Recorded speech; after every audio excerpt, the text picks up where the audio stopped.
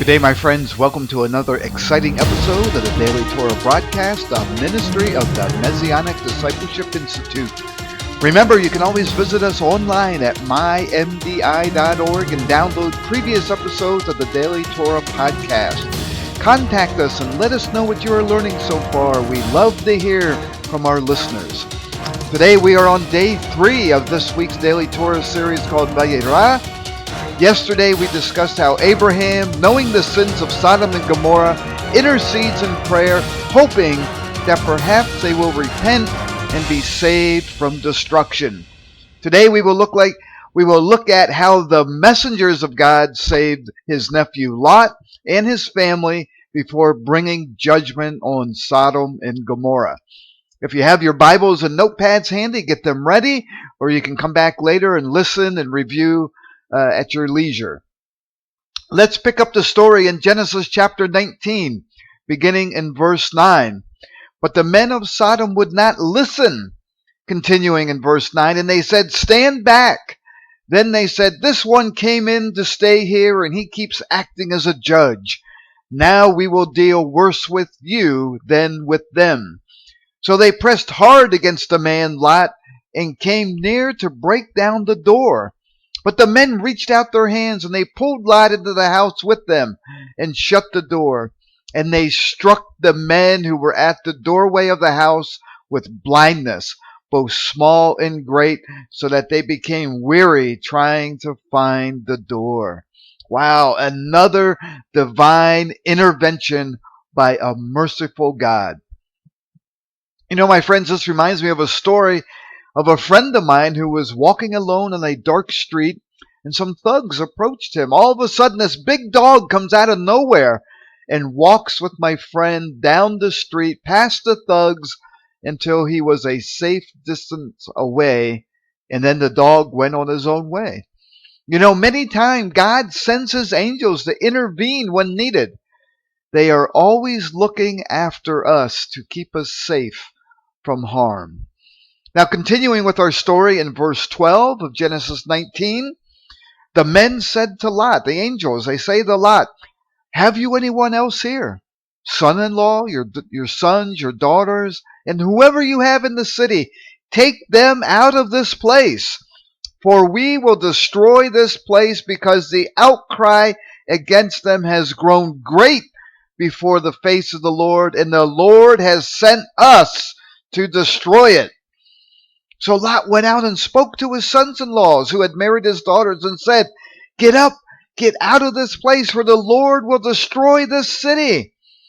But to his sons-in-law he seemed to be joking.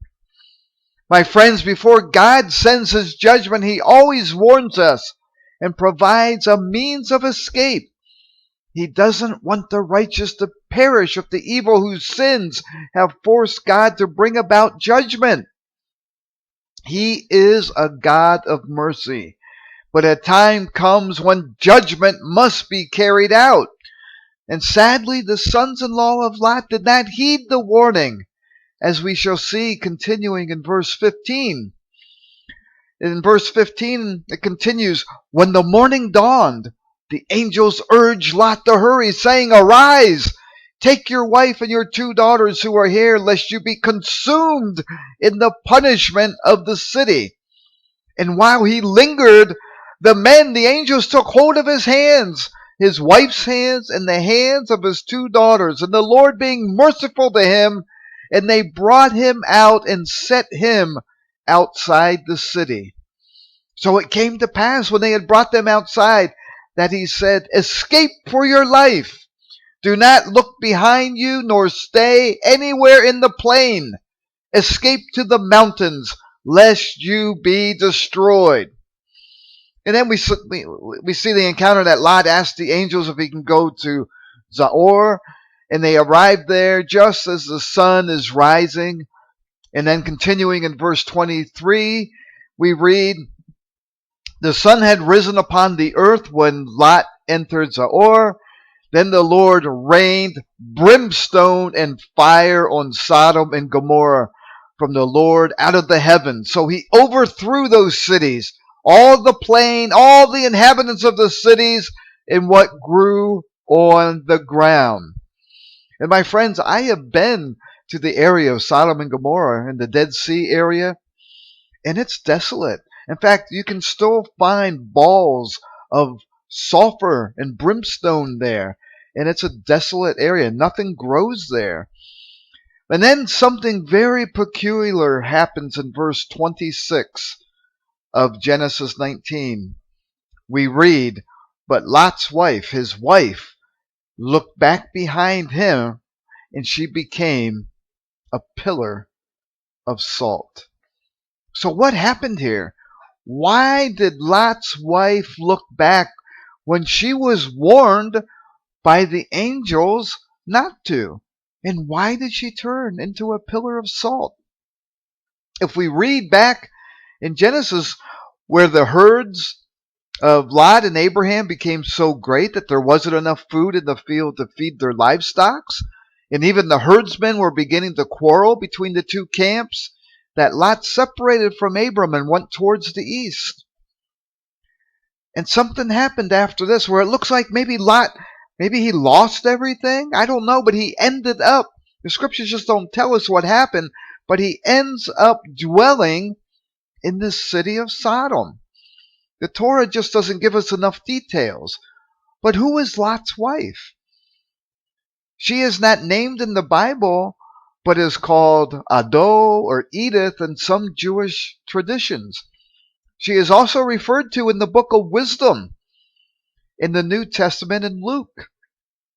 In the book of Wisdom, which was written during the Hellenistic period and is said to be the writings of Solomon, we read in the book of Wisdom, chapter 10, verse 7, it reads, "So it was who, while the godless perish, saved the upright man," speaking of Lot, "as he fled from the fire raining down on the 5 cities," it mentions, just that Sodom and Gomorrah, but the 5 cities, "in witness against whose evil ways a desolate land still smokes."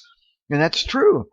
Where the plants bear fruit that never ripen, and where monument to an unbelieving soul, there stands a pillar of salt. Now, my friends, I don't know if this is the true pillar of salt that's Lot's wife, but if you travel in that area along the roadway, there's an area that is says where it says Lot's wife, and I've been there. You go there, and there's this pillar of rock there. I don't know if it's salt, but there's a pillar there, and they claim it's Lot's wife, representational of her. But let's look at our Brit Hadashah portion for today. We'll get back to the Haftorah here in a minute, but I want to jump to the Brit Hadashah portion where we see that Lot's wife is an unbeliever. Yeshua tells us in Luke chapter 17, that's our portion for today, Luke chapter 17, verses 28 through 33, he tells us not to be like Lot's wife when the tribulation comes, and even before it comes. It says in Luke chapter 17, verse 28, "Likewise, even as it happened in the days of Lot, they were eating, drinking, buying, selling, planting, building. But on the day Lot left Sodom, it rained fire and sulfur from heaven and destroyed them all.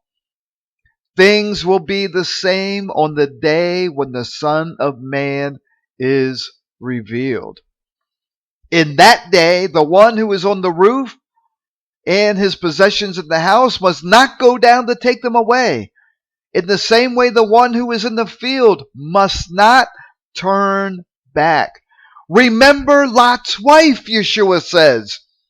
And then he concludes, "Whoever tries to keep his life, whoever tries to save his life, will lose it.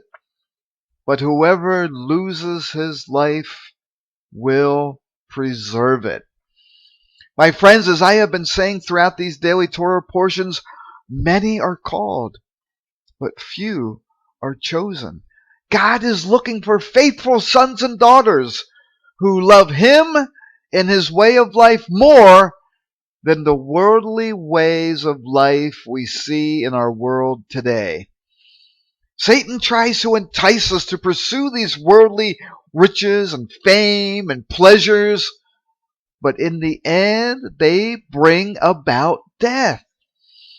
Lot's wife perished because she loved the worldly pleasures she found in the city of Sodom more than living a life of righteousness in the fields with her family. The Apostle Peter tells us in 1 Peter chapter 2, verse 11, he says, "Beloved, I beg you, as sojourners and pilgrims, abstain from fleshly lusts which war against the soul." And the Apostle John further clarifies in 1 John chapter 2, verses 16 and 17. In 1 John 2, verse 16, he says, "For all that is in the world, the lust of the flesh, the lust of the eyes, and the pride of life is not of the Father, but is of this world. And the world is passing away, and the lusts of it. But he who does the will of God abides forever." My friends, God is looking for us to dwell with him forever. And tomorrow we will discuss what happens to Lot and his two daughters after this traumatic event that happened with Sodom and Gomorrah. Suffice it to say, Yeshua did not find 10 righteous people in Sodom and Gomorrah to spare, as Abraham bequests.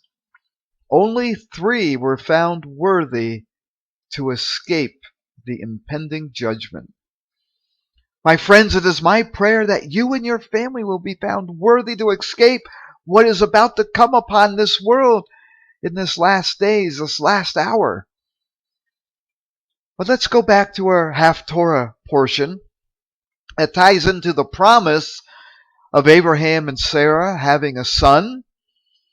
You know, we have a couple themes intertwining here throughout this weekly Torah portion. But a similar account happens during the time of Elisha in 2 Kings 4, which we've been discussing these last couple days. Here we see the Shunammite hospitality of a woman who, whenever Elisha came through, would have him stop and eat a meal. She perceives that Elisha is a man of God, and she wants her husband to build a little addition to the house for Elisha to stay in whenever he passes through. So we pick up the story in 2 Kings 4.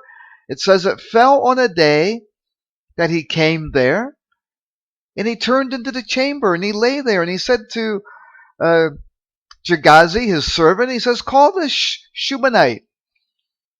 And when he had called her, she stood before him, and he said to him, 'Say now to her, Behold, you have been careful for us with all this care. What is it to be done for you? Would you be spoken for to the king or to the captain of the army?' And she answers, she goes, 'I dwell among my own people.' And he said, 'What then is to be done for her?' And Gehazi answers, he says, 'Most certainly she has no son, and her husband is old.' So he said, 'Call her.' And when he had called her, she stood in the door. And Elisha said, 'At this season, when the time comes around, you shall embrace a son.' And she said, 'No, my lord, you man of God, do not lie to your handmaid.' You know, she just couldn't believe. You know, just like Sarah, she couldn't believe that when she is old and Abraham is old, that she's going to have a son. So here, my friends, we have this very touching encounter, and we see how God rewards his faithful servants. Remember, Yeshua says, when we show mercy and hospitality and love towards our brothers and sisters and servants, you know, pastors and rabbis of the Most High, it is as if we have done it towards him. So I want to end it here today. and let you meditate on these words. Think about, are you more concerned about worldly pursuits or about spreading the gospel of Messiah to a dying world? Take some time to reflect. And look and take some time to do some deep reflection on where your priorities are today. Share this message with your friends and family. Post a link on your social media pages and helps us spread the gospel. We have devoted our time and our life to spread the gospel to this world. And in so doing, you never know whose life you may affect. There is somebody out there who needs to hear this message. So share it on your social media. Share it with your friends and family. Remember, you can visit us at mymdi.org. Take some time to take one of our free classes. Remember, you can download the Daily Torah schedule. You can also order our Daily Torah series of books to follow along with these teachings with. And then if the Lord inspires you, please consider becoming a monthly sponsor so we can reach more people with these messages. Just click the giving menu option or the donate button that's on the website. So until tomorrow, shalom aleichem, blessings and shalom, my friends.